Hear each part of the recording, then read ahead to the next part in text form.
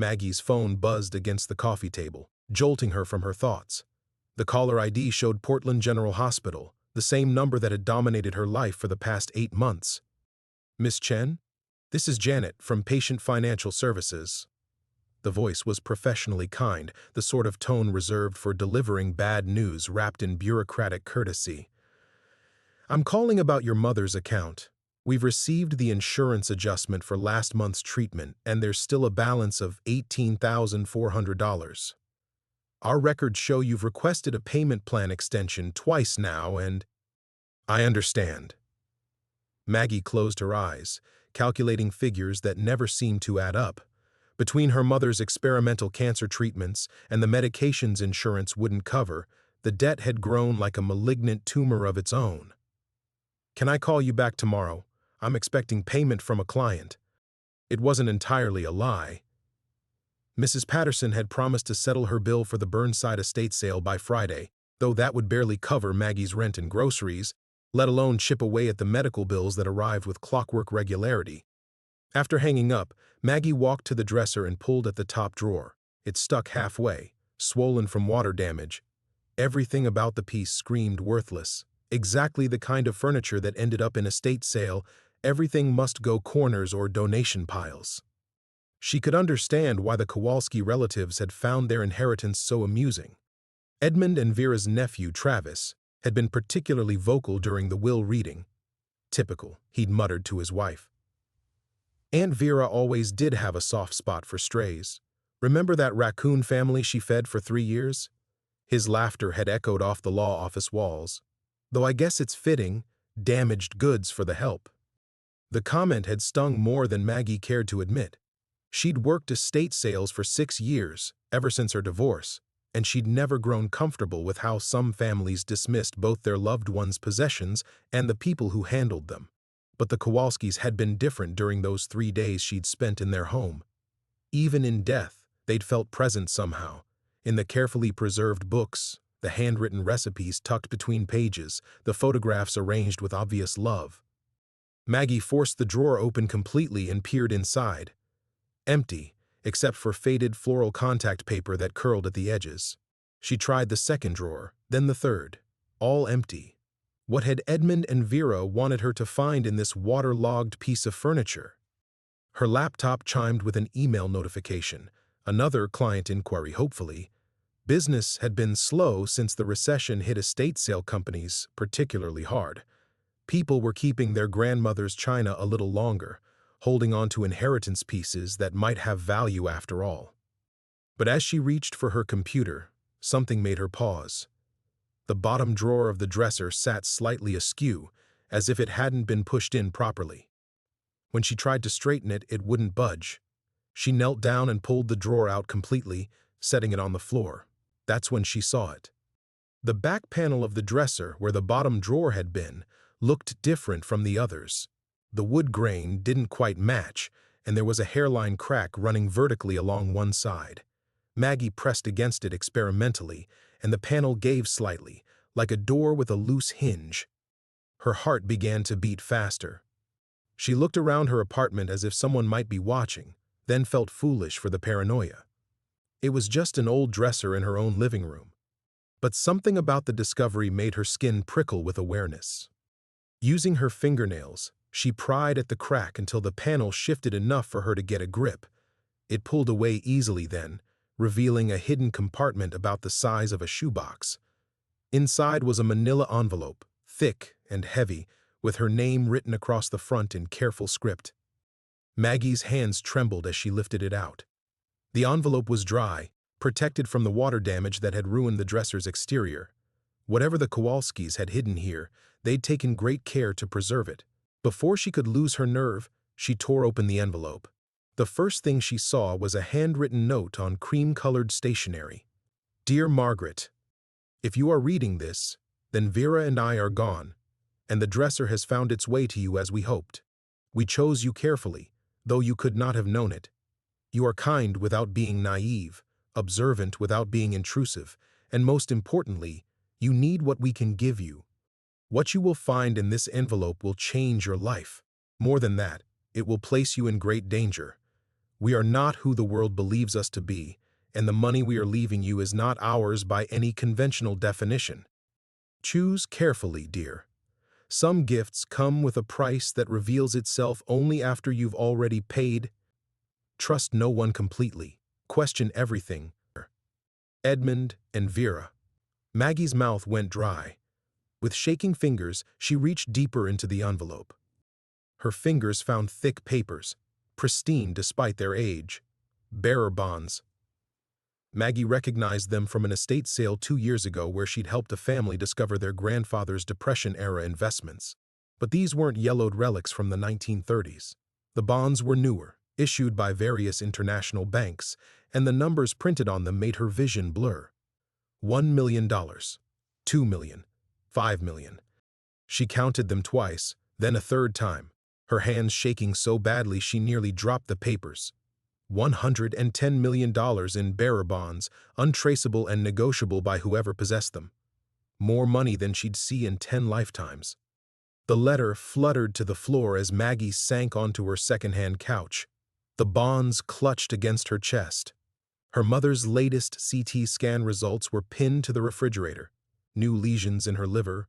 Progression despite the experimental treatment. Dr. Martinez had mentioned a clinical trial in Germany, cutting-edge immunotherapy that insurance would never cover. The cost, $400,000. $400,000 that might as well have been $400 million until now. But Edmund's warning echoed in her mind.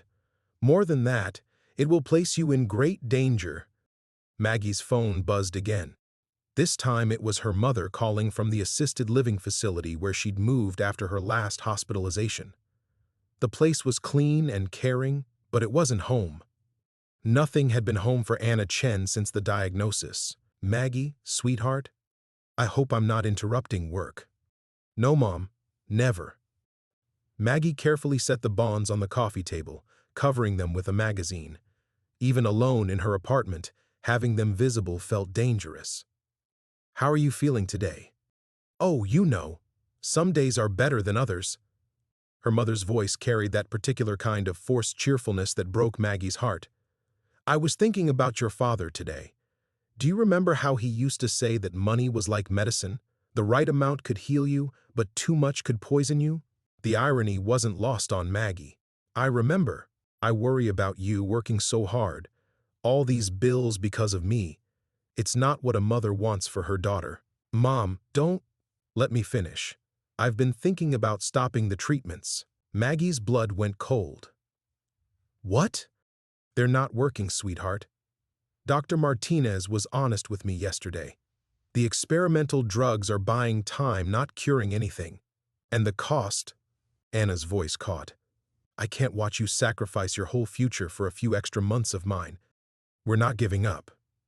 The words came out sharper than Maggie intended. She stared at the magazine covering bonds worth more than most people's houses. There are other options, other treatments. With what money, Maggie? You're already working 7 days a week. Your apartment is the size of a closet because it's all you can afford. I won't be the reason you end up with nothing. After they hung up, Maggie sat in the growing darkness of her studio apartment. Her mother was right about the apartment. 500 square feet in a building where the heat worked sporadically and the neighbors played music until 3 a.m. But it was what she could manage while making payments to the hospital, and she'd learned to find peace in small spaces. She looked around at her carefully organized life. The Murphy bed that folded into the wall each morning. The desk where she managed estate sale inventories and client communications. The tiny kitchen where she'd learned to cook meals that stretched ingredients across multiple days. Everything had its place, everything served a purpose. It was a life built on careful choices and controlled expenses. The bonds represented chaos. They represented questions she didn't know how to ask, let alone answer. Her laptop chimed with another email. This one from David, her ex-husband, asking if she could cover their daughter Emma's college application fees since his cash flow was tight this month. Emma was a sophomore at Reed College, brilliant and driven, working 2 part-time jobs to help with expenses. David had remarried a woman who thought children from previous relationships should fund their own educations. Maggie opened her banking app and winced at the balance. She could cover the application fees, but it would mean ramen noodles for the rest of the month. She'd done worse for less important reasons. She picked up the bonds again, fanning them like playing cards. Each one represented possibilities: her mother's treatment in Germany, Emma's tuition without student loans, maybe even a real apartment with a separate bedroom and windows that faced something other than the brick wall of the neighboring building. But Edmund's letter had been clear. This money came with consequences. Trust no one completely. Question everything. Maggie thought about the Kowalskis, their quiet dignity during those 3 days in their home. She remembered Vera's collection of poetry books in 7 languages, Edmund's meticulous woodworking tools in the garage. They'd seemed like exactly what they claimed to be, retired librarians who'd lived careful, scholarly lives. Now she wondered what else she'd missed. Her mother's words echoed in the silence. Money was like medicine. The right amount could heal you, but too much could poison you. Maggie stared at the bonds, wondering which category $110 million fell into. She was still sitting in the dark when someone knocked on her door. 3 sharp raps, deliberate and confident. Maggie glanced at her phone, 9:47 p.m. None of her neighbors knocked. They were either too stoned or too antisocial for social calls. Her mother was in bed by 9. Emma texted rather than visited. Another knock, more insistent this time. Maggie quickly gathered the bonds, shoving them back into the manila envelope. The hidden compartment seemed too obvious now, so she slipped the envelope under her mattress before approaching the door. Through the peephole, she saw a woman in her 50s with silver hair pulled into a neat chignon. Professional clothes, expensive-looking coat. A stranger. Maggie Chen? The woman's voice was cultured, with the faintest trace of an accent Maggie couldn't place. My name is Dr. Elena Vasquez. I'm sorry to disturb you so late, but I need to speak with you about Edmund and Vera Kowalski. Maggie's hand froze on the deadbolt. The timing felt like more than coincidence. I'm sorry, who are you? I was a colleague of theirs, from their library days. A pause. I understand they left you something in their will. Every instinct screamed at Maggie not to open the door. Edmund's warning about trusting no one suddenly felt less like paranoia and more like survival advice. But Dr. Vasquez knew about the inheritance, which meant she had information Maggie desperately needed. Do you have identification? Through the peephole, Maggie watched the woman produce a wallet, holding up what looked like a university ID card. I'm a professor of Eastern European Studies at Portland State. I can wait while you verify that online if you'd like. Maggie kept the chain lock engaged and opened the door just enough to see Dr. Vasquez more clearly. The woman's eyes were intelligent and kind, but there was something else there, urgency, maybe even fear.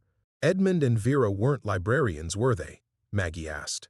Dr. Vasquez glanced down the hallway before meeting Maggie's eyes. May I come in? This isn't a conversation for public spaces. Against her better judgment, Maggie unlatched the chain.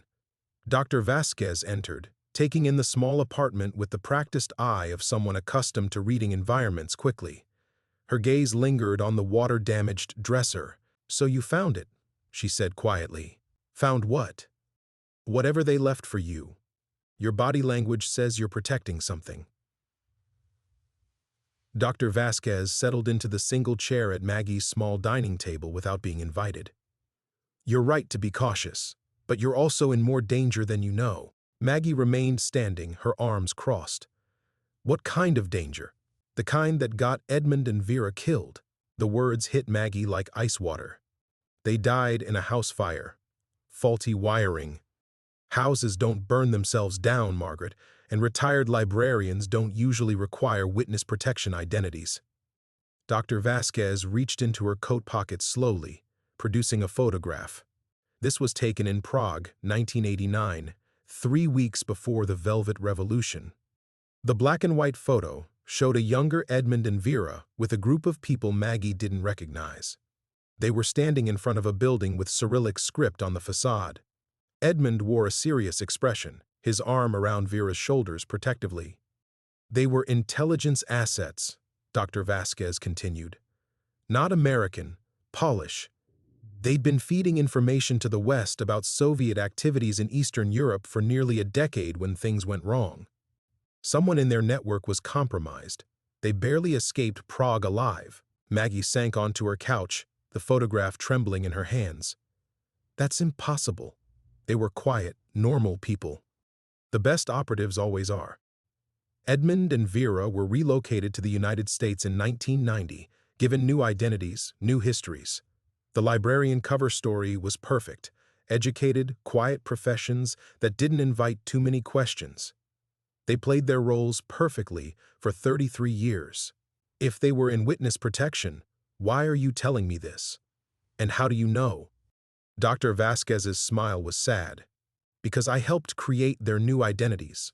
I've been their contact for 3 decades, checking in every few months, making sure they stayed safe. She paused. And because the people who wanted them dead 30 years ago just learned they might still be alive. Maggie felt the world tilting beneath her. But they're not alive. They died 6 months ago. Yes. But someone recently started asking questions about a certain safety deposit box in Prague that was supposed to have been cleaned out in 1989. A box containing payment for information that Edmund and Vera never had the chance to deliver. Dr. Vasquez leaned forward. Information worth exactly $110 million in today's currency. The number hung in the air between them like an accusation. Maggie thought about the bonds hidden under her mattress, about her mother's deteriorating condition, about Emma's college applications, about the choice that was no longer theoretical. "What do you want from me?" she whispered. "I want to keep you alive long enough to figure out how they found the connection to you." Maggie's apartment suddenly felt like a trap, the walls closing in around her. She pressed her back against the couch cushions, trying to create distance between herself and Dr. Vasquez, between herself and the truth that was reshaping everything she thought she knew. "I don't understand," she said, though part of her was beginning to understand all too well. How could anyone connect me to them? I was just their estate sale coordinator. "That's what we need to figure out." Dr. Vasquez's voice carried the patience of someone accustomed to explaining dangerous realities to unprepared civilians. "Edmund and Vera chose you deliberately. They spent weeks researching estate sale companies before hiring yours. Weeks researching you specifically." The weight of that revelation settled over Maggie like cold water. She remembered her first meeting with the Kowalskis, how they'd asked seemingly casual questions about her background, her family, her financial situation. At the time, she'd assumed they were just lonely elderly people hungry for conversation. Now those questions felt calculated, invasive. "They knew about my mother's cancer," she whispered. "They knew about your medical debt, your ex-husband's refusal to help with college expenses, your daughter's grades." Dr. Vasquez enumerated each detail like items on a grocery list. They chose someone who would need the money desperately enough to take risks, but who had enough moral grounding to hesitate before doing anything irreversible. Irreversible like what? But even as she asked, Maggie understood. The bonds under her mattress weren't just money, they were evidence, breadcrumbs that could lead dangerous people directly to her door, people who had already killed once if Dr. Vasquez was telling the truth about the house fire. Her phone buzzed with a text from her mother, couldn't sleep. "Thinking about what I said earlier. Don't give up on me yet, sweetheart. I'm not ready to go." Maggie stared at the message, her throat tightening. 6 hours ago, her biggest worry had been whether she could afford both the application fees for Emma and groceries for the week. Now she was sitting across from a woman claiming to be a former intelligence handler, learning that her unexpected windfall came with a body count. "What happens if I give it back?" she asked. "The money, I mean. What happens if I just return it and walk away?" Dr. Vasquez's expression grew sympathetic but firm. "To whom would you return it? The Polish government that paid it? The Czech officials who were supposed to receive the intelligence? The Russian agents who killed to prevent that transfer?" She shook her head. "There's no clean exit from this, Margaret. The moment you opened that hidden compartment, you became part of a story that began 34 years ago." "But I didn't know." "Knowledge doesn't determine consequence. Only choices do." Dr. Vasquez leaned forward, her hands clasped tightly. Right now, whoever tracked down the Prague connection probably knows that Edmund and Vera had an estate sale before their death. They may know a coordinator named Maggie Chen handled their belongings. They certainly know that $110 million is missing from where it should be. Maggie thought about her recent routine. The same coffee shop every morning, the same route to client appointments, the same parking spot outside her building. Patterns that had felt comforting now seemed like vulnerabilities. How long had she been walking around with a target on her back without knowing it? "My daughter," she said suddenly. "Emma, if these people think I have something they want, we need to be smart about this. Panicking won't help anyone." But Dr. Vasquez's tone suggested she shared Maggie's concern. "Tell me about the past week. Have you noticed anything unusual? Cars you've seen multiple times? People asking questions about you? Anything that felt off?" Maggie tried to think through the haze of fear clouding her mind. The mailman had been different last Tuesday. Younger, unfamiliar. But that could mean anything. The woman at the coffee shop had asked about her work, but customers often made small talk. The Uber Eats driver had waited longer than usual outside her building Saturday night, but maybe he'd been checking another order. Or maybe she was being watched, and her normal life had been infiltrated so gradually she hadn't noticed. "I can't do this," she said, surprising herself with the firmness in her voice. "I can't live looking over my shoulder, wondering if every stranger wants to hurt me or my family. I can't turn my mother's last months into some kind of spy thriller. Then what do you propose?" Maggie stood up abruptly, pacing to her tiny kitchen window. The bonds were worth enough to save her mother, secure Emma's future, transform everything. But at what cost? She thought about her father's warning about money being like medicine. Too much could poison you. But how much was too much when your mother was dying and your daughter was drowning in student debt? How much danger was worth a real chance at saving the people you loved? "I need time to think," she said finally. Dr. Vasquez checked her watch. "Time isn't something we have much of, I'm afraid." "How much time?" Maggie's voice came out steadier than she felt. "Hours, maybe a day." Dr. Vasquez stood, smoothing her coat with practiced efficiency. "There was a break-in at the Portland Archives yesterday, specifically in the section that housed immigration records from the 1990s. Someone is connecting dots and they're moving fast." The finality in her voice cut through Maggie's last hope of walking away clean. She thought about her mother's text, about Emma's application deadlines, about the careful life she'd built from nothing after the divorce. All of it balanced on the edge of a decision she'd never wanted to make. "What would you do?" Maggie asked quietly. "If it was your family?" Dr. Vasquez paused at the door, her hand on the knob. "I'd remember that Edmund and Vera lived 33 years in hiding rather than let dangerous people have what they were protecting. And I'd ask myself whether their sacrifice meant something, or whether it was all for nothing." After she left, Maggie pulled the bonds from under her mattress and spread them across her small dining table. Each certificate was beautifully printed, official stamps and signatures creating an intricate pattern of legitimacy. Her phone sat beside them, her mother's message still glowing on the screen. She dialed Emma's number. "Mom? It's almost midnight. Is Grandma okay?" "She's fine, sweetheart. I wanted to hear your voice." Maggie traced the edge of one bond with her finger. "How's school? Are you happy?" "Happy? I guess. Tired mostly. I picked up extra shifts at the bookstore to help with spring tuition." Emma's voice carried that particular exhaustion of young people working too hard too early. "Dad said you'd cover the application fees for grad school. I told him not to ask you, but he said it would be fine." "It is fine," Maggie said, though her bank balance said otherwise. "Emma, if something happened to me, if I couldn't help anymore, you'd be okay, wouldn't you?" "Mom, you're scaring me. What's going on?" "Nothing. Everything. I'm just thinking about contingencies."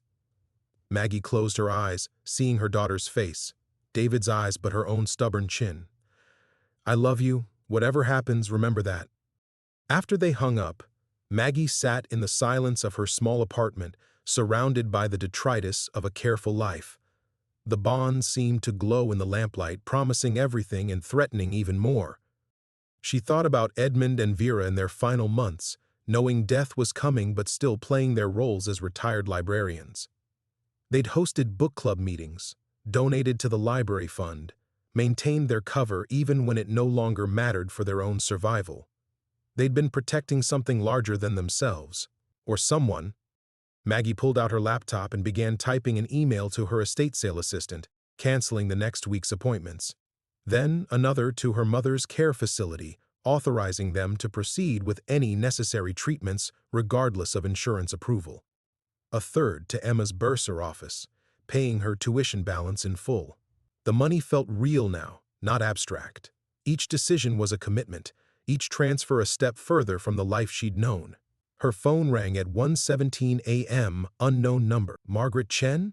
The voice was male, older, with an accent that might have been Eastern European. Maggie's blood turned cold. Who is this? Someone who knew Edmund and Vera very well. We should meet. I don't think so. You have something that doesn't belong to you. Something that has caused considerable trouble for many years. Maggie's grip tightened on the phone. I don't know what you're talking about. Of course you do. The question is whether you're willing to discuss terms, or whether this becomes more complicated than necessary. The line went dead. Maggie stared at the phone, her hands shaking. Dr. Vasquez had been right. There was no clean exit. The careful life she'd built, the controlled choices and managed expenses, had just evaporated. She was in the story now, whether she wanted to be or not. She gathered the bonds, shoving them back into their envelope. Her apartment suddenly felt transparent, as if hostile eyes could peer through the walls and catalog her vulnerabilities.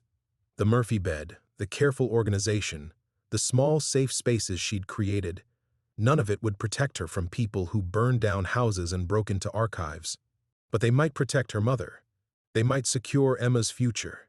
They might be worth the risk of everything else. Maggie grabbed her laptop bag and stuffed clothes into an overnight case. Whatever came next, it wouldn't happen in this apartment. She was crossing a threshold, leaving behind the person who coordinated estate sales and worried about application fees. She paused at the door, looking back at the water-damaged dresser that had started everything. Edmund and Vera's final gift wasn't just money, it was a choice. Trust the system that had failed them, or trust herself to finish what they'd started. The threshold beckoned. Maggie stepped through. The hotel lobby felt like neutral territory, public enough to discourage violence, anonymous enough to avoid curious neighbors. Maggie had chosen the downtown Marriott specifically because its security cameras and steady flow of late-night business travelers offered both protection and cover. She sat in a corner chair with clear sightlines to all entrances, the envelope of bonds tucked inside her laptop bag, trying to project calm while her pulse hammered against her throat. At 3:47 a.m., her phone buzzed with a text from an unknown number front desk. Ask for Mr. Novak. Maggie approached the night clerk, a tired-looking college student who barely glanced up from his textbook. I'm supposed to meet Mr. Novak? Conference room B, down the hall, past the elevators. He handed her a key card without interest. The conference room was small and windowless, dominated by a fake wood table surrounded by ergonomic chairs. A man in his 60s sat at the far end, his silver hair neatly combed and his dark coat expensive but understated. He looked like someone who might run a successful import business or teach European history, exactly the kind of unremarkable appearance that would allow him to move through airports and hotel lobbies without attracting attention. Miss Chen, thank you for coming. His accent was definitely Polish, softened by years but still distinct. I'm Casimir Novak. Please sit. Maggie remained standing near the door, her hand on her bag's strap. You're one of them, the people who've been looking for Edmund and Vera. I prefer to think of myself as someone cleaning up a very old mess. Novak's smile was polite but didn't reach his eyes. May I ask what they told you before their unfortunate accident? Nothing. They left me a piece of furniture and I found something hidden inside. Maggie kept her voice steady, though the word accident hung in the air like an accusation. I have no idea what any of this is about. Of course not. You're an innocent bystander who stumbled into someone else's story. Novak leaned back in his chair, studying her with the patience of a chess player considering his next move. The question is whether you'd like to stumble back out again. What do you want? What Edmund and Vera stole from us 34 years ago. What they were supposed to deliver to check intelligence before they disappeared. His tone remained conversational, as if discussing the weather. Bearer bonds worth precisely $110 million in current value. Maggie's mouth felt dry. The specificity of the amount confirmed her worst fears. This wasn't random extortion or a lucky guess. These people knew exactly what she'd found. And if I don't have what you're looking for? Then we explore other avenues of persuasion. Novak pulled out a tablet, swiping to display a photograph. Emma's face filled the screen, a candid shot taken outside her dormitory just days earlier. Your daughter is lovely. Political science major, Dean's List, works at the campus bookstore on Tuesdays and Thursdays. The blood drained from Maggie's face. Don't you dare. Threaten her? Of course not. That would be crude. Novak swiped to another photo, this one of Maggie's mother in her wheelchair outside the care facility. I'm simply demonstrating that we take a comprehensive approach to problem solving. Rage flooded through Maggie's fear, hot and clarifying. You bastard! I'm a professional, Miss Chen. Nothing more, nothing less.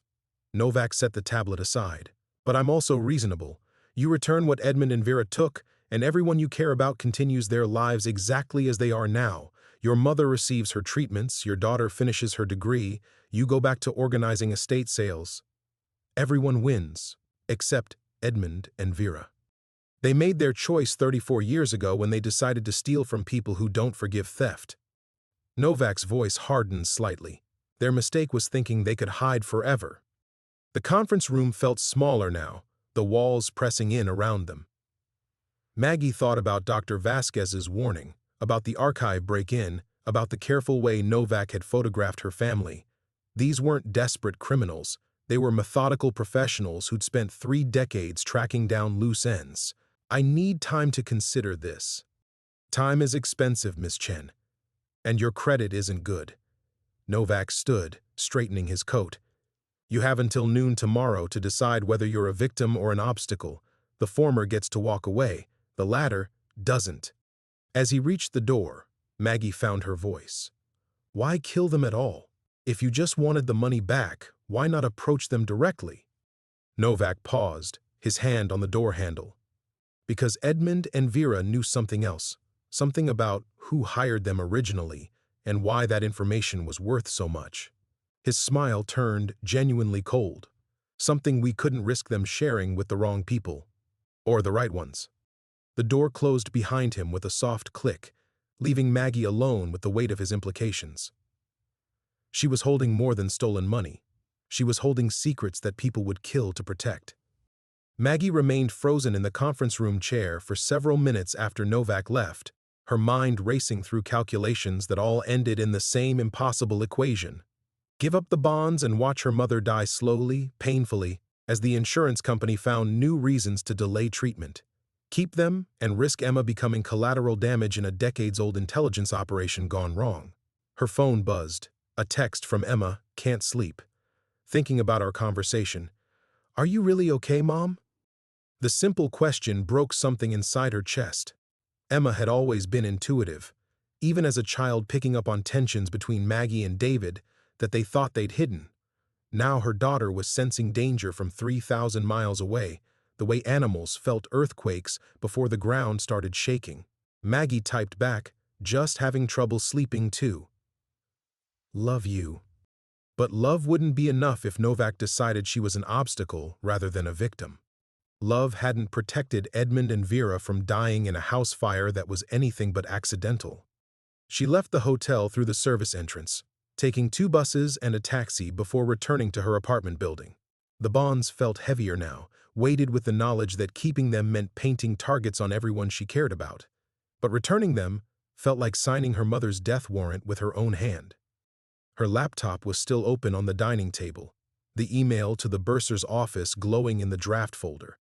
One click would transfer enough money to eliminate Emma's debt entirely. Another few transfers would cover her mother's experimental treatment protocol Dr. Vasquez had mentioned. The power was literally at her fingertips. Instead, she opened a new browser window and searched for news about house fires in Portland 6 months ago. The Oregonian's archives showed a brief story: elderly couple dies in Laurelhurst blaze. No mention of suspicious circumstances, just a tragic accident involving faulty wiring. The kind of story that disappeared from public attention within days. But buried in the comments section, someone had posted, "Edmund was always so careful about electrical stuff. Hard to believe he'd let something like that happen." Another response, Vera mentioned seeing strange cars on the street the week before, said she thought someone was watching them.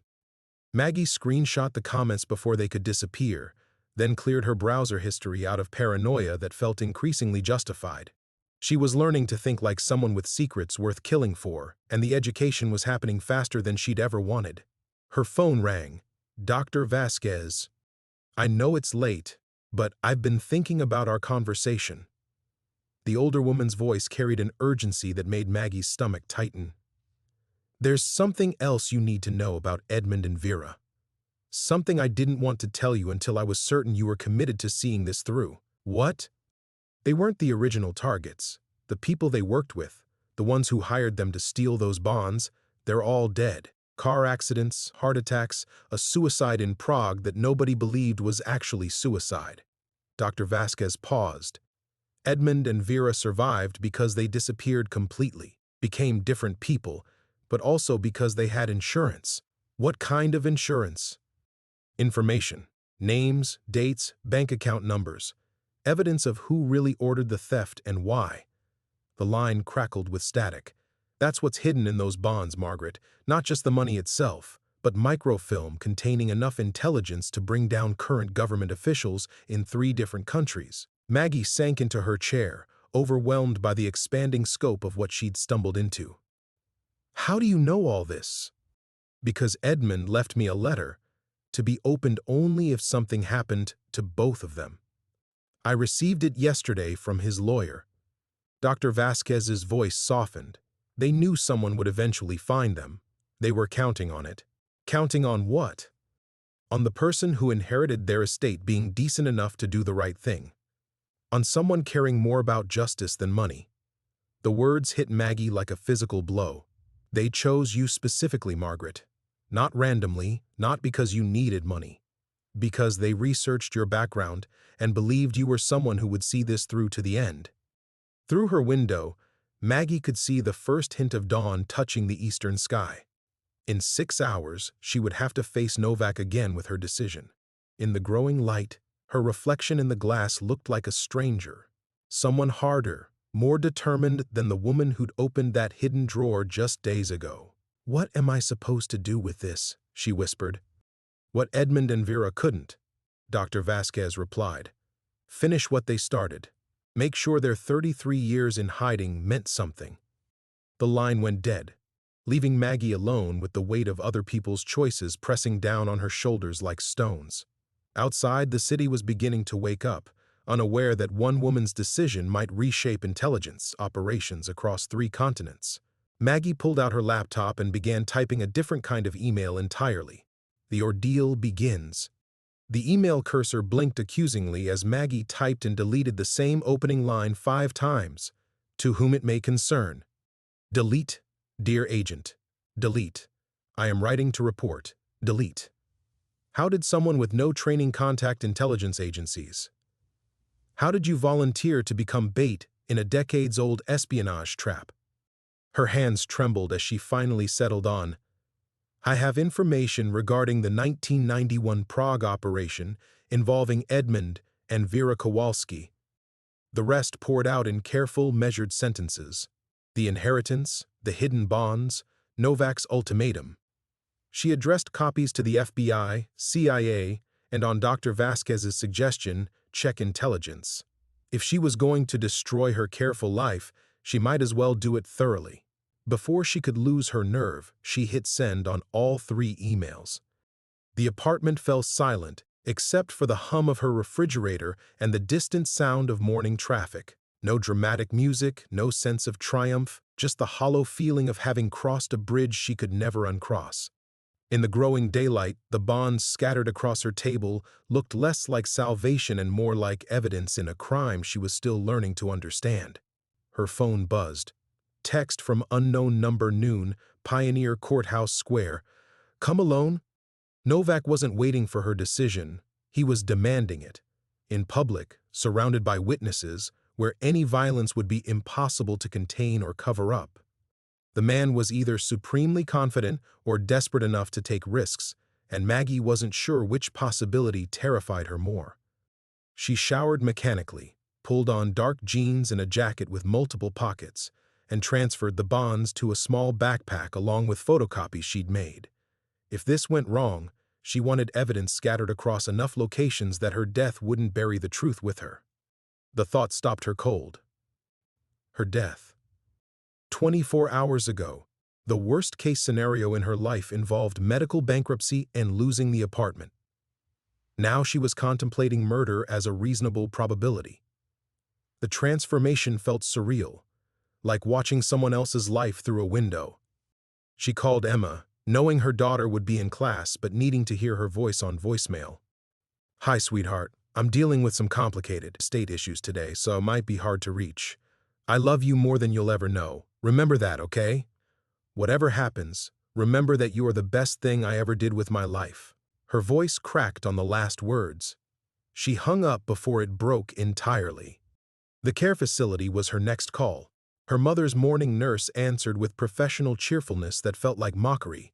"She's having a good day today, Miss Chen. Very alert, asking for you. Can I speak with her?" "Of course. Let me wheel her to the phone." The wait stretched endlessly until her mother's voice, weakened but still recognizably her own, came through the speaker. "Maggie? You sound strange. What's wrong?" Everything. Nothing. Her entire world balanced on a knife's edge while her mother sat in a wheelchair 300 miles away, dependent on machines and medications that insurance might stop covering at any moment. "I'm fine, Mom. I just wanted to hear your voice." "You're lying. You've always been a terrible liar." Her mother's laugh dissolved into a coughing fit that lasted 30 seconds. When she recovered, her voice was smaller. "Is it money? The treatment costs?" "Don't worry about money." The words came easier this time, weighted with the knowledge that they might actually be true. "I'm handling it." "Maggie," her mother's voice grew serious. "Your father used to say that good people sometimes have to make hard choices. He said the measure of a person isn't whether they avoid those choices, but whether they can live with the consequences." The irony was devastating. Advice from a father she'd barely known, filtered through a mother who had no idea her daughter was about to choose between family and justice on a public square in downtown Portland. After they hung up, Maggie sat in the silence of her apartment, surrounded by the evidence of her careful, controlled life. The color-coded calendar on her refrigerator, the neat stack of unpaid bills, the small safe where she kept important documents, all of it suddenly felt like props in a play she no longer wanted to perform. She gathered the bonds, sealed them in a waterproof envelope, and tucked everything into her backpack along with copies of the emails she'd sent to intelligence agencies. If Novak was expecting a frightened amateur, she'd give him something different, someone who'd already chosen sides and committed to seeing it through. The clock read 10:47 a.m. Pioneer Courthouse Square was 20 minutes away by bus, time enough to practice looking confident, to rehearse the words that might keep her family alive. Time enough to become someone capable of finishing what Edmund and Vera had started, even if it destroyed everything she'd spent 34 years building. The dark moment. Maggie stepped off the bus at Pioneer Courthouse Square at 11:53 a.m., 7 minutes early and already sweating despite the October chill. The square buzzed with its usual midday energy. Food trucks lined Southwest Morrison, tourists photographed the weather machine, and office workers grabbed quick lunches between meetings. Normal people living normal lives, unaware that someone among them was about to negotiate with killers over stolen Cold War secrets. She spotted Novak immediately. He sat on a bench near the central fountain, reading a newspaper like any other retired businessman enjoying the autumn sunshine. The banality of it made her stomach clench. Evil, she was learning, rarely announced itself with dramatic flourishes. Her phone vibrated as she approached. Email notification, then another, and another. Maggie's chest tightened as she recognized the pattern. Replies from the intelligence agencies she'd contacted, all arriving at once, just as she was about to face Novak. The timing felt too precise to be coincidental. Miss Chen Novak folded his newspaper as she sat down beside him. Punctual. I appreciate that in a person. I made my decision. She kept her voice steady, though her hands trembled as she checked her phone. The first email was from an FBI field office in Portland. We need to speak immediately. Do not take any further action. The second was from a blocked address.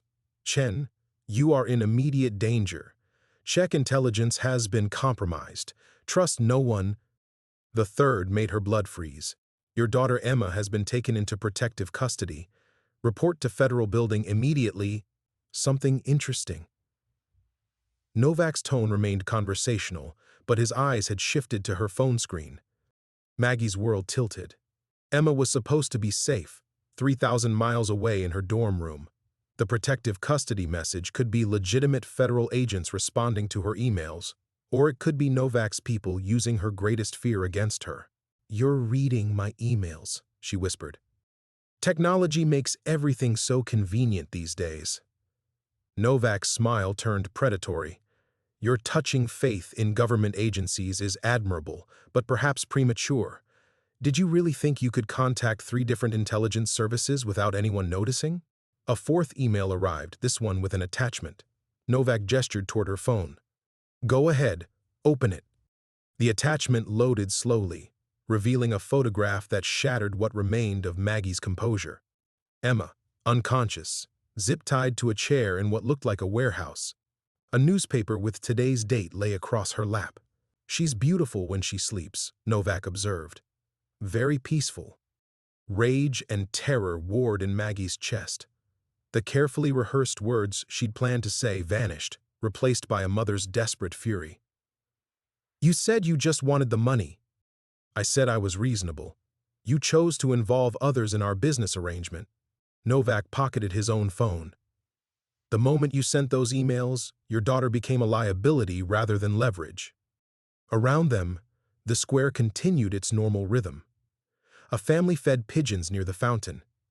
Teenagers skateboarded past the food trucks. None of them noticed the woman whose world was disintegrating on a public bench. What do you want me to do? Stand up. Walk to the parking garage on Southwest 3rd, level B2, space 47. You'll find a car with the keys under the driver's seat. Novak's instructions came in the same calm tone he might use to give directions to a lost tourist. Drive to the address on the GPS. Come alone, bring everything Edmund and Vera left you. You have 45 minutes before your daughter's situation becomes irreversible. Maggie's training as an estate coordinator had taught her to think through complex logistics under pressure, but nothing had prepared her for this. Every option led to disaster. Give Novak the bonds and microfilm, and he'd kill both her and Emma to eliminate witnesses. Refuse, and Emma died immediately. Contact the FBI, and she'd spend precious time convincing agents that the threat was real. How do I know you'll let her go? You don't. But you know what happens if you don't comply. Novak stood, straightening his coat with the unhurried movements of someone completely in control. Clock's ticking, Miss Chen. He walked away through the crowd, becoming invisible among the lunch rush. Maggie remained frozen on the bench, staring at the photograph of her daughter, watching her carefully planned life collapse in real time. Her phone buzzed again. Text from Emma's number, Mom, help me please. But Emma never used lowercase letters or abbreviated words. Someone else had Emma's phone, was using it to twist the knife deeper into Maggie's heart. The bonds in her backpack suddenly felt worthless. All the money in the world couldn't undo the mistake of trusting that intelligence agencies would protect civilians who stumbled into their operations. She'd made herself and Emma targets by trying to do the right thing. 43 minutes to save her daughter. 43 minutes to undo the consequences of other people's 34-year-old choices. Maggie stood on unsteady legs and walked toward the parking garage, knowing she was walking into a trap that would probably kill them both.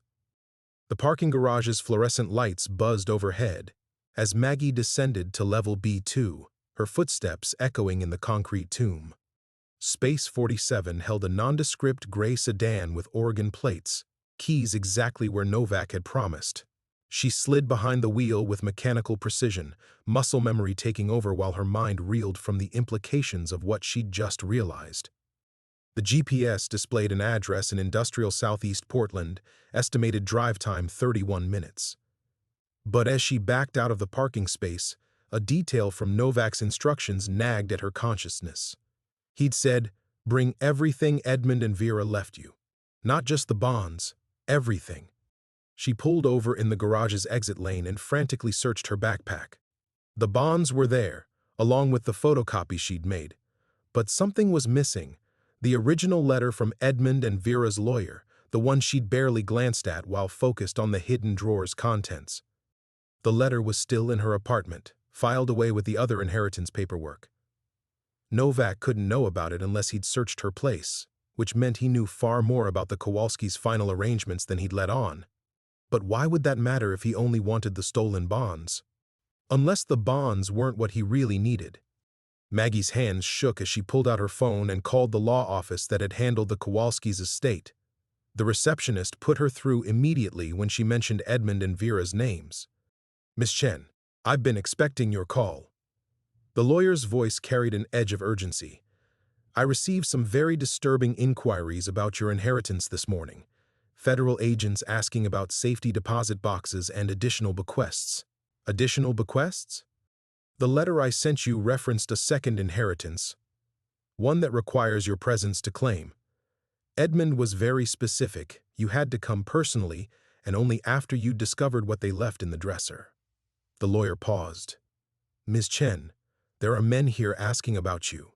They have badges, but something feels wrong." The revelation hit like a physical blow. There was more. Edmund and Vera hadn't just left her stolen bonds and incriminating evidence. They'd left her something else, something important enough that fake federal agents were already moving to intercept it. Where is it? "Safety deposit box at First National Downtown Branch, box 1247. "But, Miss Chen, I don't think you should—" She hung up and stared at the GPS display. The address Novak had given her was 23 minutes southeast. First National was 8 minutes north. She had 39 minutes before his deadline, barely enough time to reach the bank and discover what Edmund and Vera had really wanted her to find. But going to the bank meant abandoning Emma, at least temporarily. Every minute she delayed was another minute her daughter remained in the hands of killers. The choice felt impossible, until she realized it wasn't a choice at all. It was a test. Edmund and Vera had orchestrated this moment. They'd known someone would eventually come for the bonds, known their inheritor would face exactly this situation. The safety deposit box wasn't just additional inheritance. It was the key to surviving what they'd set in motion. Maggie reversed direction and drove toward downtown, her phone buzzing constantly with messages she didn't dare read while navigating traffic. Each red light felt like a countdown timer, each minute bringing Emma closer to whatever irreversible situation Novak had threatened. First National's downtown branch sat on a corner busy with pedestrian traffic, the kind of public space where violence would be impossible to contain. Maggie parked illegally and ran through the front doors, her inheritance paperwork clutched in sweaty hands. The safe deposit box process felt endless. Verification, signatures, the ceremonial walk to the vault with a bank employee who moved with infuriating deliberation. Box 1247 was larger than Maggie had expected, requiring both her key and the bank's master key to open. Inside, she found a manila envelope marked for Margaret Chen's eyes only, and a smaller metal box that felt heavy in her hands. She signed the privacy waiver and carried both items to a viewing room, her heart hammering against her ribs. The envelope contained a single page in Edmund's careful handwriting. "If you're reading this, You've discovered our true legacy, and someone has threatened your family to obtain it. The device in the box is a dead man's switch connected to servers in 7 countries. Release the trigger, and everything we knew about the Prague operation goes public simultaneously. Names, dates, bank accounts, current government positions. Keep it pressed, and the information remains secure. You now have what we never did, the power to choose when the truth emerges. Use it wisely. Trust Dr. Vasquez. Save your daughter. The metal box opened to reveal a simple device with a large red button under her thumb. A small LED glowed green, indicating active status. Digital display showed, armed, do not release. Maggie stared at the mechanism in her hands, finally understanding the full scope of what Edmund and Vera had planned. They hadn't just left her stolen money and evidence. They'd made her the guardian of a weapon that could topple governments or disappear forever, depending on her choices. 26 minutes until Novak's deadline. Time to find out if a desperate mother could outmaneuver professional killers. Maggie sat in the bank's viewing room, gripping the dead man's switch while her mind raced through calculations. 26 minutes to save Emma, a device that could destroy careers spanning decades, and one name she didn't recognize, Dr. Vasquez. She pulled out her phone with her free hand and searched frantically. Dr. Elena Vasquez, emergency physician at OHSU, published researcher in trauma medicine. No obvious connection to Cold War espionage until Maggie found a 2019 interview where Vasquez mentioned her parents' immigration from Czechoslovakia in 1987, 2 years before the Berlin Wall fell. The timing wasn't coincidental. Maggie dialed the hospital, her thumb maintaining steady pressure on the switch. "Dr. Vasquez, please, emergency. She's in surgery. Can I?" "Tell her Margaret Chen called about Edmund and Vera Kowalski. Tell her I have the inheritance they discussed. She'll understand." The hold music stretched endlessly while precious minutes evaporated. When Vasquez finally came on the line, her voice carried the controlled urgency of someone accustomed to life-or-death decisions. "Miss Chen, Edmund said you might call." No preamble, no explanation of how she'd known the Kowalskis. "Where are you?" "First National, downtown." "Dr. Vasquez, they have my daughter. I have 22 minutes to meet their demands or—" "Don't go to that meeting. The address they gave you is a kill box. Industrial warehouse, no witnesses, multiple exit routes for them, none for you." Vasquez spoke rapidly, her words carrying absolute certainty. "My parents worked with Edmund and Vera in Prague. I've been waiting 30 years for this call." The revelation should have shocked Maggie, but nothing felt surprising anymore. "How did you know about the address?" "Because we've been monitoring communications since Edmund died. When someone started making inquiries about their estate, we activated old protocols." In the background, Maggie could hear the bustle of a hospital corridor. The dead man's switch was Edmund's insurance policy, but it was never meant to be used alone. You need leverage they can't counter. "They have Emma." "No, they don't." The words hit like a physical blow. "What?" "Your daughter is safe in her dorm room in Boston, studying for midterms. Has been all morning. We put surveillance on her the moment you contacted federal agencies." Vasquez's voice softened slightly. The photograph was staged, using a girl who bears a superficial resemblance to Emma. Standard psychological warfare. Create panic. Force rush decisions. Relief flooded through Maggie so powerfully she nearly dropped the switch.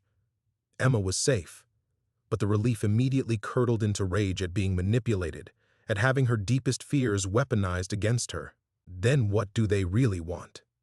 The same thing we want. That device in your hands. The difference is what happens after they get it. Vasquez paused, and Maggie heard her speaking to someone else briefly. "Listen carefully. In 18 minutes, Novak will realize you're not coming to his meeting. He'll escalate, probably by targeting your mother instead of Emma. But we're ready for that." Maggie's newfound relief evaporated. "My mother is 300 miles away." Distance means nothing to these people, but it also means we can control the approach routes to her facility. The confidence in Vasquez's voice was absolute. "My team is already in position. Medical staff, security, even the parking lot attendants. All our people as of 1 hour ago. Your team? Children of Prague survivors. We've spent decades preparing for this moment, watching over Edmund and Vera's final gambit. Vasquez's voice took on a harder edge. Our parents couldn't finish what they started, but we can. The question is whether you're ready to stop running and start fighting back. Through the viewing room's small window, Maggie could see normal people conducting normal banking business. Making deposits, consulting with loan officers, checking safe deposit boxes filled with jewelry and documents that mattered only to them. She envied their simple concerns, their lives uncomplicated by inherited wars and moral switches that could detonate secrets spanning decades. But Emma was safe. Her mother was protected. And for the first time since discovering the hidden drawer, Maggie wasn't facing this nightmare alone. What do you need me to do? First, keep that switch pressed. Second, stay exactly where you are until I arrive. Vasquez's tone shifted to the authoritative cadence of someone accustomed to managing crises. Third, get ready to learn who Edmund and Vera really were, and who you're going to become to finish this. Maggie looked down at the device in her hands, its green lead pulsing like a heartbeat. Edmund's careful handwriting stared back at her from the letter. You now have the power to choose when the truth emerges. For the first time in days, that power felt like strength rather than burden. Whatever came next, she wouldn't face it as a victim anymore. 15 minutes until Novak's deadline. Time to discover what happened when ordinary people decided to fight back against the shadows that had shaped their lives. Maggie remained motionless in the viewing room, the dead man's switch steady beneath her thumb as minutes crawled by. The green lead pulsed hypnotically while she processed the enormity of what Vasquez had revealed. Children of Prague survivors. Decades of preparation. Her mother's facility already secured by people she'd never met but who'd been watching over her inheritance from the shadows. 12 minutes past Novak's deadline now. Somewhere across the city, he would be realizing she wasn't coming to his carefully orchestrated trap. The thought should have terrified her, but instead, Maggie felt something she hadn't experienced since finding the hidden drawer. Control. Her phone buzzed. Text from an unknown number. Missed our appointment, Miss Chen. Poor choice. She didn't respond. Edmund's letter lay beside the switch, his words about choosing when truth emerges taking on new meaning. For 34 years, the Kowalskis had carried the burden of secrets too dangerous to reveal and too important to die with them. Now that burden was hers, but with it came something they'd never possessed, allies who understood the stakes. A soft knock interrupted her thoughts. Through the viewing room's reinforced glass, she saw a woman in surgical scrubs speaking quietly to the bank manager. Mid-40s, graying hair pulled back efficiently, the controlled movements of someone comfortable with crisis situations. Even without introduction, Maggie knew this had to be Dr. Elena Vasquez. The bank manager unlocked the door with obvious reluctance. Ms. Chen, this woman says you're expecting her. She has identification, but our protocols, it's fine. Maggie kept her thumb firmly pressed on the switch as Vasquez entered. Thank you for coming so quickly. Vasquez dismissed the manager with a nod and settled into the chair across from Maggie. Up close, her resemblance to the Kowalskis was subtle but unmistakable. The same careful eyes, the same way of sitting that suggested constant awareness of exit routes. Show me, Vasquez said simply. Maggie angled the device so Vasquez could see the display. The older woman's expression didn't change, but her breathing slowed slightly.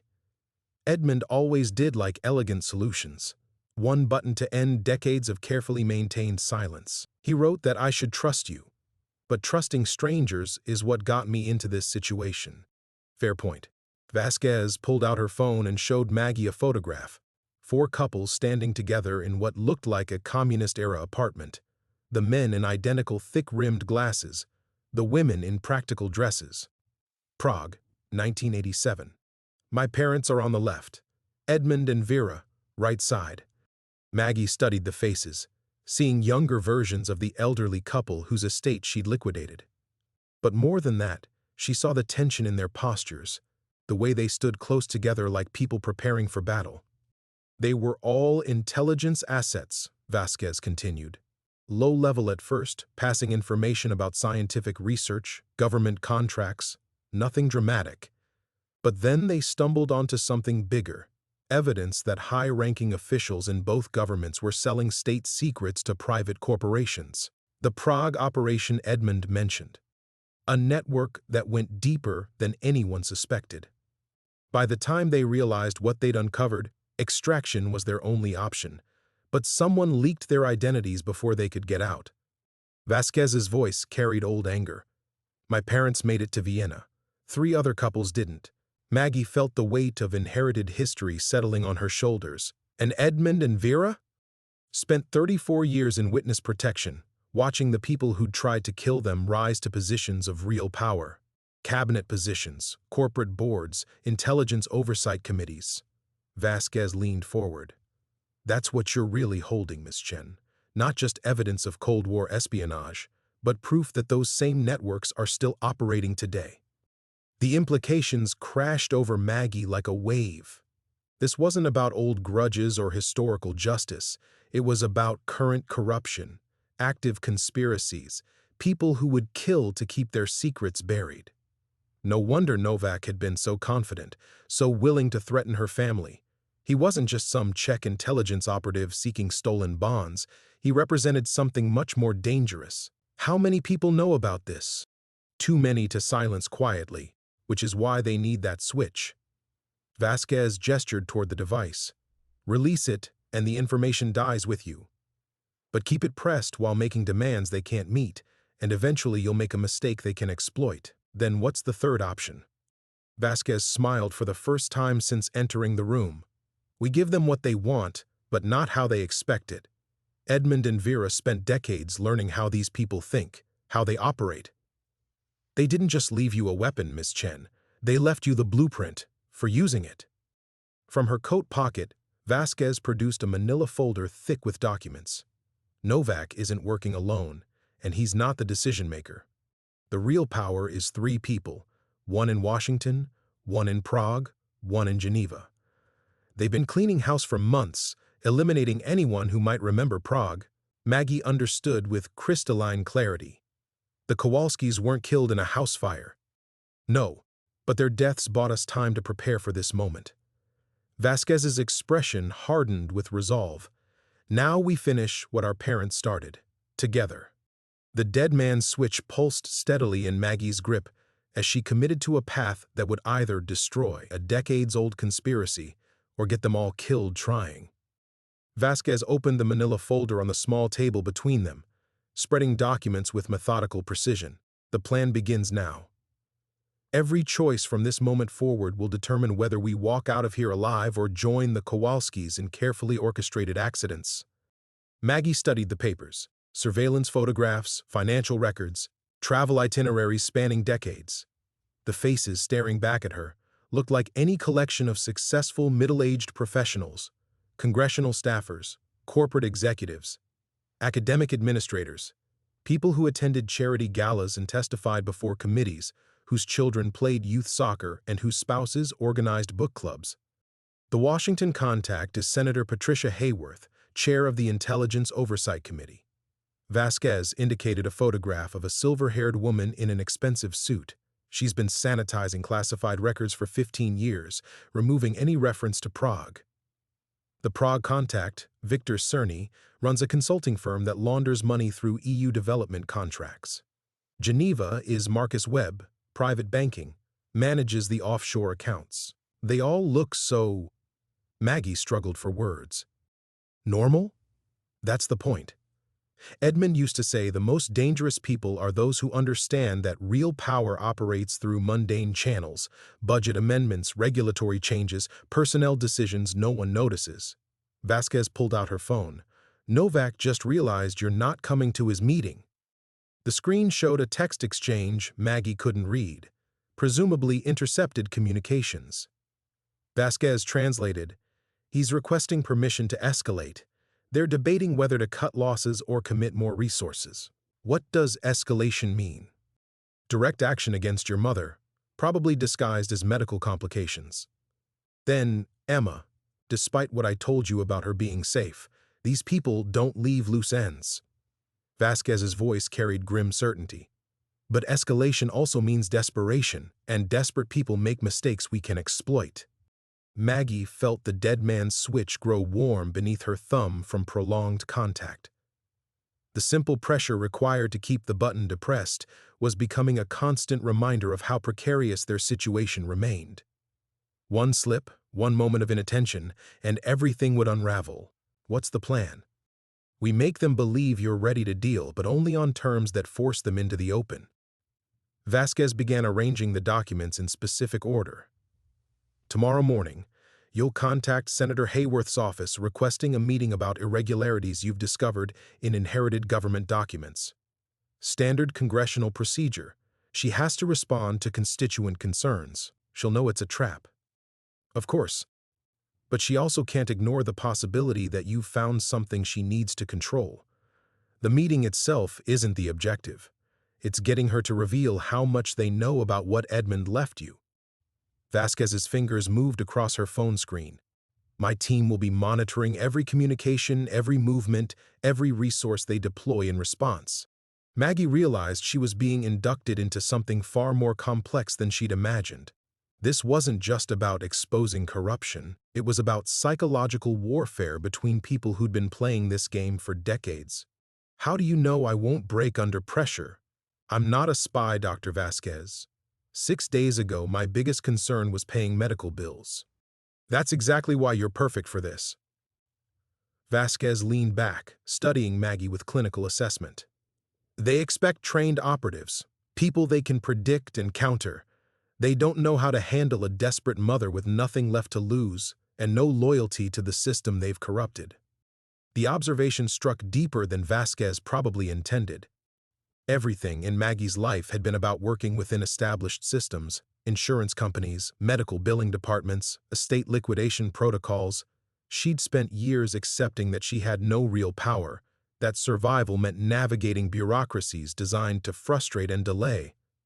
But the dead man's switch represented something different, the ability to simply end the game if the rules proved impossible to follow. Her phone buzzed again. This time the message was longer, and Vasquez leaned forward to read it over her shoulder. He's offering to negotiate. Wants to meet in 2 hours at Pioneer Square, public location, no weapons, just conversation. Is that good or bad? Both. It means they're taking you seriously as a threat, which is good, but it also means they've shifted tactics from intimidation to manipulation, which is much more dangerous. Vasquez began collecting the documents. Everything you've learned about Edmund and Vera suggests they were masters of psychological manipulation themselves. The question is whether they taught you enough through their inheritance to survive what comes next. Maggie looked down at Edmund's letter one more time, focusing on the words that had started to feel like a mantra. You now have the power to choose when the truth emerges. Outside the viewing room, normal banking business continued. People making deposits and withdrawals, consulting about mortgages and investment accounts, their lives proceeding according to predictable rhythms. She envied them their certainty, their problems with defined solutions. But Edmund and Vera had chosen her for this burden precisely because she understood ordinary stakes. Medical bills, family obligations, the simple desire to protect people you loved. Those motivations were stronger than ideology or patriotism, harder to corrupt or compromise. The dead man's switch pulsed steadily beneath her thumb as she committed to the most dangerous gamble of her life. 2 hours later, Maggie stood at the edge of Pioneer Square, the dead man's switch hidden in her coat pocket, her thumb maintaining the steady pressure that kept decades of secrets from exploding into public view.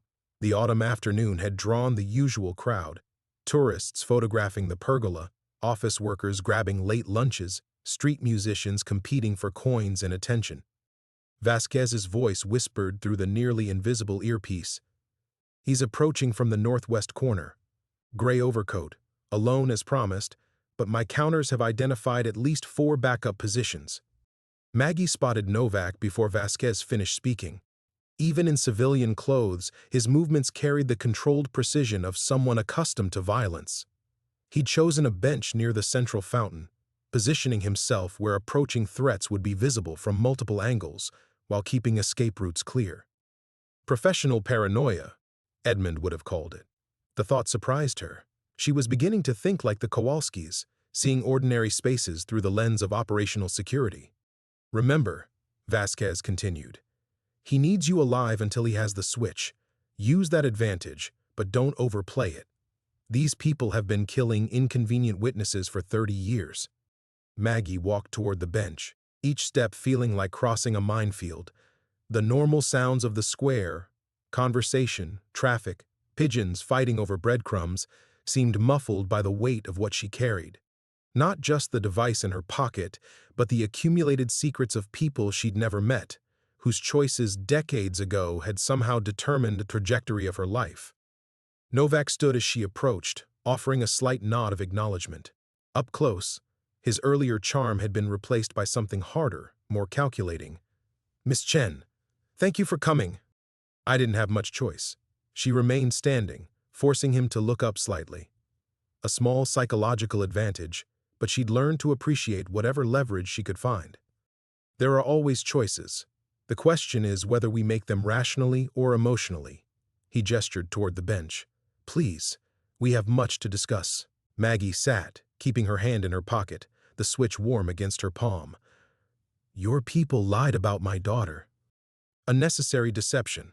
We needed to ensure you took our conversation seriously. Novak's tone carried no apology, only the matter-of-fact acknowledgement of tactical necessity. Your daughter remains safe, as does your mother, for now. The casual threat sent ice through her veins, but Maggie forced herself to remain calm. What do you want? The same thing you should want. Resolution. An end to this situation that allows everyone to return to their normal lives. Novak leaned back, projecting relaxed confidence. Edmund and Vera never should have involved you in something so far beyond civilian understanding. They were selfish, choosing to burden a stranger rather than simply taking their secrets to the grave. Maybe they thought some secrets were too important to die. Or maybe they were old and afraid and couldn't accept that their moment of historical relevance had passed. Novak's voice carried genuine conviction. Miss Chen, do you understand what releasing that information would actually accomplish? Not justice for decades-old grievances, but chaos that would destabilize intelligence relationships across 3 continents. Maggie felt the pull of his argument. Everything about this situation felt impossibly complex, weighted with consequences she couldn't fully comprehend. The simple desire to return to her normal life, hospital visits, estate sales, the manageable problems of ordinary existence, was almost overwhelming. In Vasquez's earpiece, a sharp warning, he's positioning you for emotional manipulation. Stay focused on what you know to be true. What she knew to be true, the Kowalskis had been murdered. Her family had been threatened. People with power had spent decades covering up their crimes and would continue doing so unless someone forced accountability. The people you work for killed Edmund and Vera. 2 elderly individuals died in an accidental house fire. Tragic, but hardly unprecedented. Novak's expression didn't change. You're allowing grief and financial desperation to create conspiracy theories where none exist. Then you won't mind if I release the information they left. For the first time, Novak's composure cracked slightly. That would be inadvisable. Not because of any conspiracy, but because certain individuals might interpret your actions as hostile regardless of your innocent intentions. The threat was clear, wrapped in diplomatic language but unmistakable in its implications. Maggie realized she was seeing the true face of the power Edmund and Vera had spent decades hiding from. Not dramatic villainy, but the cold bureaucratic machinery that crushed inconvenient people while maintaining plausible deniability. Around them, normal life continued. A mother pushed her child on the nearby swings. A businessman argued loudly into his phone about quarterly projections. A group of college students shared a bag of food truck tacos, laughing at some private joke. All of them unaware that the next few minutes would determine whether certain truths remained buried or finally emerged into daylight.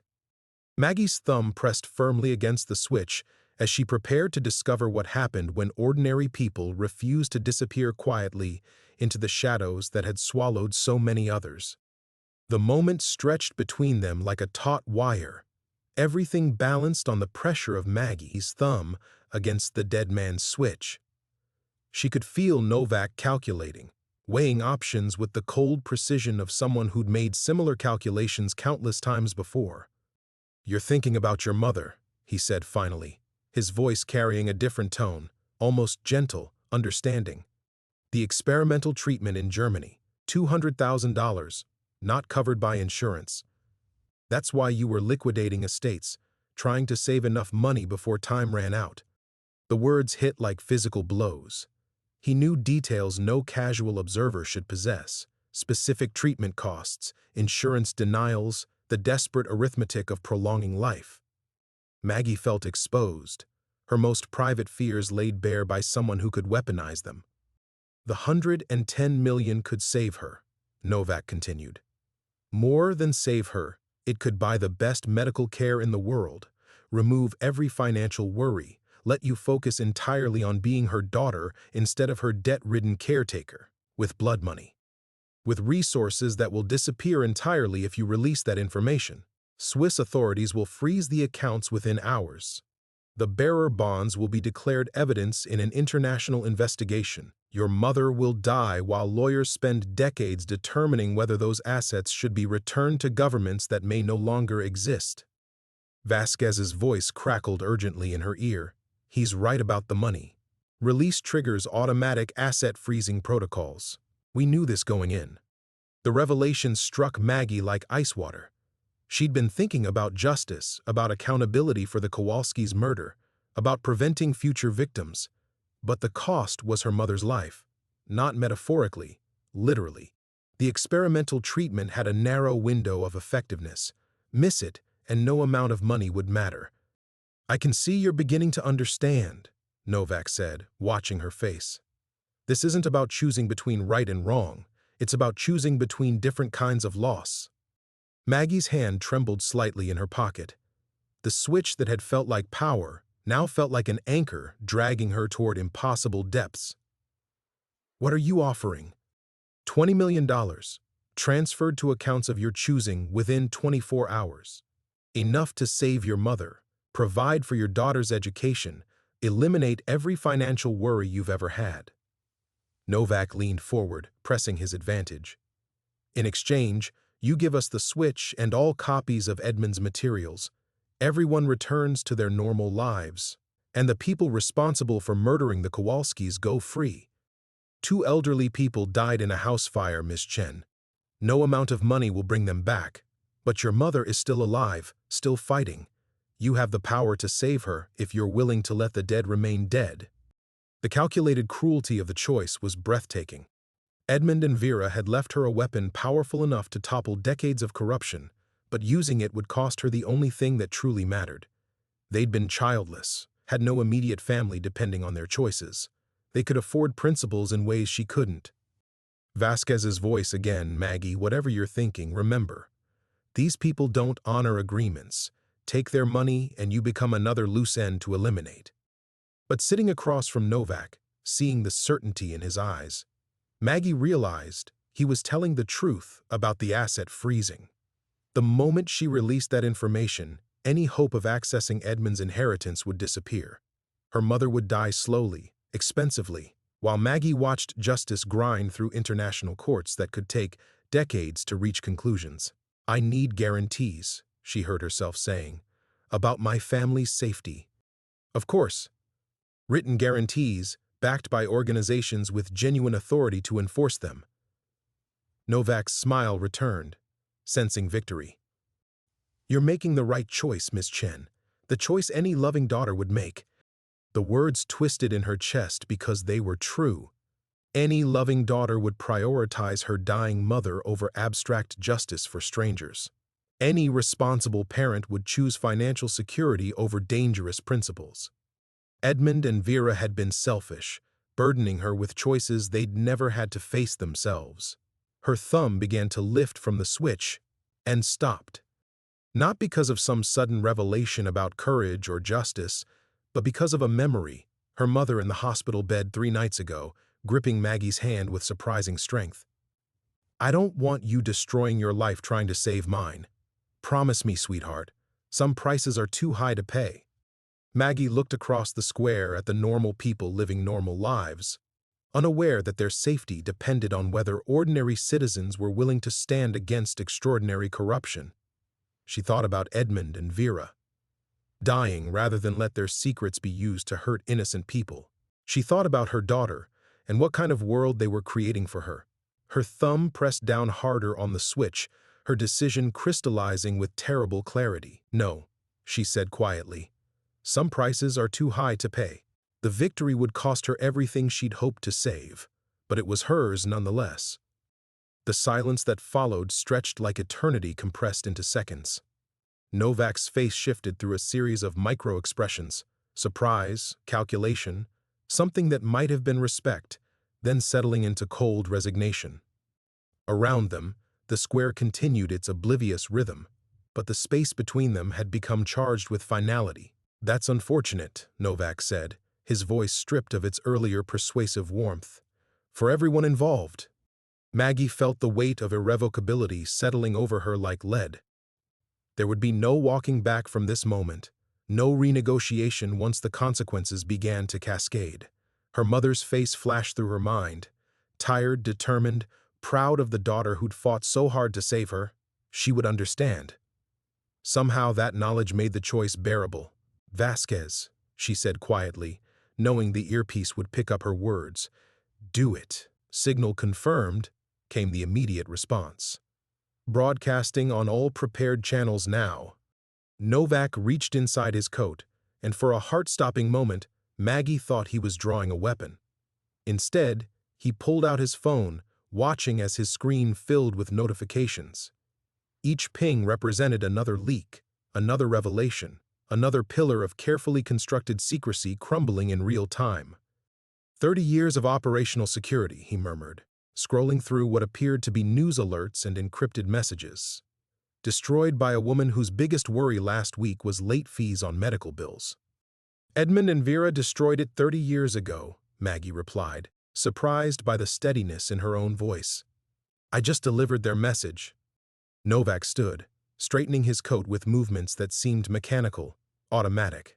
"You realize what you've done to yourself, to your family? The money is gone, frozen within the hour. Your mother's treatment options disappear with it. Your daughter will grow up wondering why her mother chose dead strangers over living family." Each word was designed to wound, and they succeeded. But beneath the pain, Maggie felt something she hadn't experienced in months: the absence of fear. The dead man's switch in her pocket had become just a device now, its purpose fulfilled. The crushing weight of impossible choices had lifted, replaced by the clean ache of consequences accepted. "She'll grow up in a world where some people still refuse to be bought," Maggie said. Across the square, she noticed subtle changes. Men in business suits speaking urgently into phones, a woman with an earpiece walking quickly toward the street, the careful choreography of an operation falling apart in real time. Novak followed her gaze and nodded. "You've created quite a disturbance. Several careers ending simultaneously, decades of careful work unraveling." He paused. "Including mine, most likely. I'm sorry for that." "Are you?" He studied her face with genuine curiosity.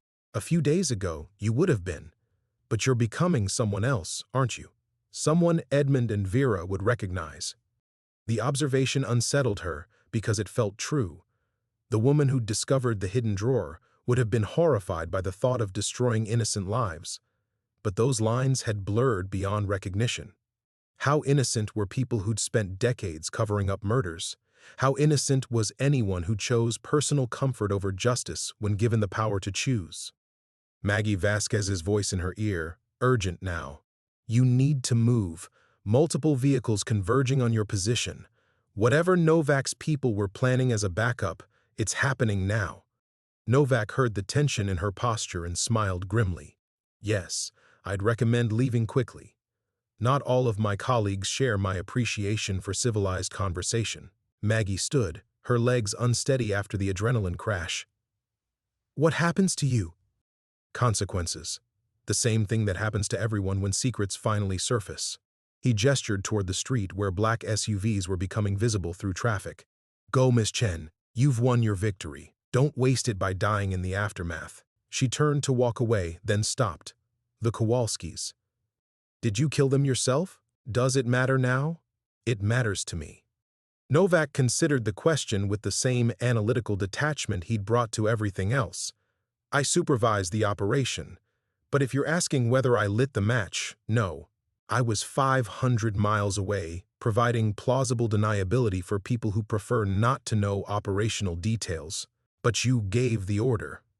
I implemented a decision made by others, just as you're implementing Edmund and Vera's decision now. His smile held no warmth. We're all someone else's weapon in the end. Maggie walked away without responding, threading through the crowd toward the street where Vasquez had promised extraction. Behind her, she could hear Novak speaking quietly into his phone, his words lost in the urban noise but his tone suggesting final reports and damage assessments. The dead man's switch remained inert in her pocket. Its purpose served. She'd inherited Edmund and Vera's burden and finally passed it on to the world that had tried so hard to bury it. The price would be everything she'd hoped to save, but the weight of carrying other people's secrets was gone. For the first time in days, her hands were completely still.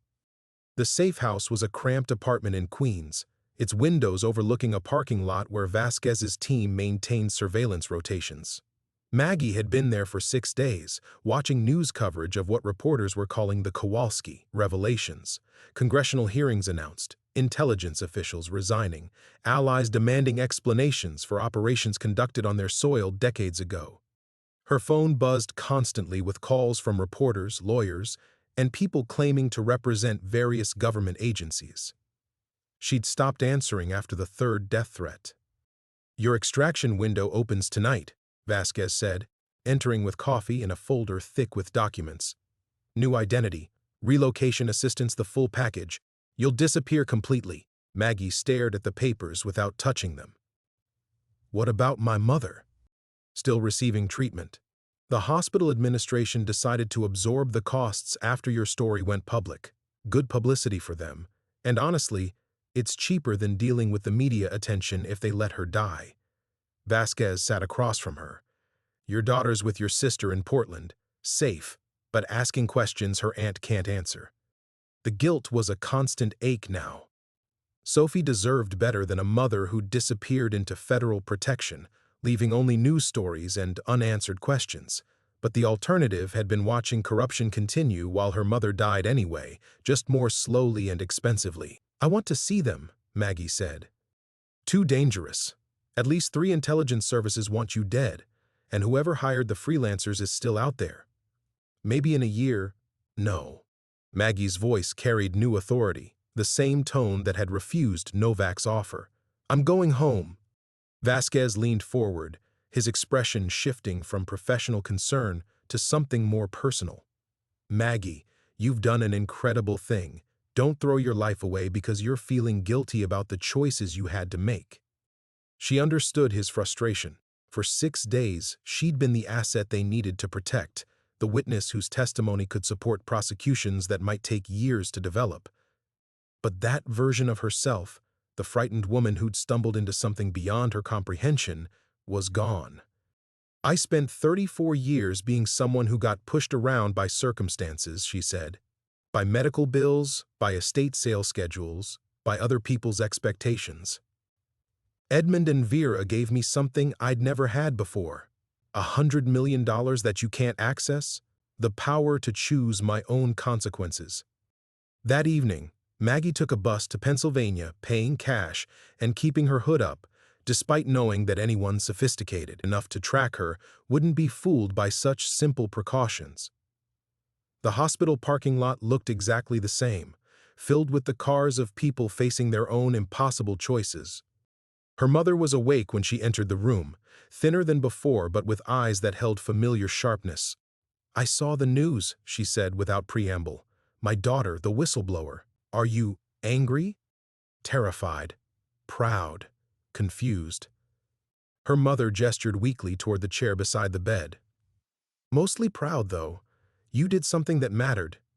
Maggie sat, taking her mother's hand. The experimental treatment was working, slowly, uncertainly, but working.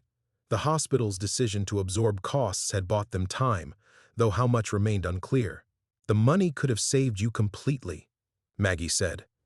Money stolen from people who were murdered for trying to do the right thing? Her mother's grip tightened with surprising strength. Sweetheart, I didn't raise you to build your life on other people's graves. They sat in comfortable silence, watching evening light fade through windows that overlooked the same view Maggie had stared at while making impossible calculations just weeks ago. The woman who'd sat in this chair before, desperate enough to consider keeping blood money, felt like a stranger now. Her phone buzzed with a text from an unknown number, airport. 20 minutes, come alone, V. Vasquez was waiting at the departure gate for the last flight to Portland, his expression grim. You can't protect them by being near them. Professional killers don't care about collateral damage. I know, Maggie said. But I can't protect them by running away either. Edmund and Vera spent 30 years hiding, and it didn't save them in the end. She handed him the new identity documents, untouched in their folder. I'm going to be Margaret Chen, estate sale coordinator from Pennsylvania. If someone wants to kill me for that, they'll have to do it in front of witnesses. That's not how this works. It's how it works now. Maggie smiled, recognizing the person she'd become. I inherited more than money from the Kowalskis. I inherited the knowledge that some people refuse to disappear quietly. The flight to Portland was boarding when she walked away, leaving Vasquez standing alone with documents that would have erased her existence. Outside, the world continued its familiar rhythm, unchanged except for the woman who'd learned that ordinary people could choose extraordinary consequences and live with the results. For the first time in weeks, she was going home. The new beginning. 3 months later, Maggie stood in the doorway of a house that smelled like fresh paint and Sophie's strawberry shampoo. The estate sale business had resumed, smaller now but steady, built on referrals from families who'd heard her story and trusted her with their most precious inheritances. The work felt different. Each piece of furniture, each box of photographs carried weight she'd never noticed before. Everyone's belongings told stories, but now she listened for the secrets hidden between the lines. Mom, Mrs. Patterson says the dresser in the guest room is making weird noises again, Sophie called from the kitchen, her voice carrying the casual authority of a child who'd learned that life could change overnight but still expected her mother to fix creaky furniture. The dresser, a simple oak piece Maggie had bought to replace the mahogany nightmare that started everything, had developed a habit of settling at odd hours. Sophie claimed it was haunted. Maggie preferred to think of it as commentary. Her phone rang as she headed toward the kitchen. The number belonged to Vasquez, who called every 2 weeks with updates she wasn't sure she wanted to hear. Novak pled guilty yesterday, he said without preamble.